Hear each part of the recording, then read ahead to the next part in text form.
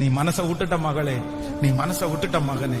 ஆண்டவரே, இதுவரைக்கும் எனக்கு காத்திருக்க பண்ணினீரே, இதுவரைக்கும் எனக்கு நடக்கலையே. யாராருக்கெல்லாமோ நடந்துச்சு, உங்களை சுத்தி இருக்கிறவங்களுக்கு நடந்துச்சு, உங்க சொந்தக்காரங்களுக்கு நடந்துச்சு, நீங்க ஜெபிக்கிறவங்களுக்கே நடந்துச்சு, நீங்க சொன்னவங்களுக்கு நடந்துச்சு, உலகத்தானுக்கு நடந்துச்சு. ஆனா எனக்கு என்ன பதில் சொல்லுவேன்?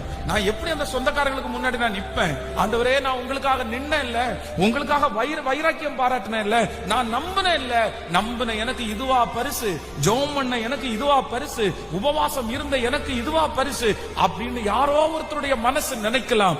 ஆனா கர்த்தர் இன்னைக்கு தெளிவாய் உங்களிடத்துல பேசுகிறார், திரும்ப சொல்லுகிறார், இல்ல, உன் மனசை விட்டுறாத, நீ விசுவாசம் உள்ளவனாய் இரு. மகிமையின் தேவன் வாக்கு கொடுக்கிறார், உன்னுடைய விசுவாசத்தினால் அற்புதங்கள் நடக்க போகிறது. நம்பிக்கையை இழந்திராத, அந்த தடைகள் மாற போகிறது. மகளே, மகனே, அந்த விசுவாசத்தை இழந்திராதீங்க. நீ விசுவாசம் உள்ளவளாயிரு.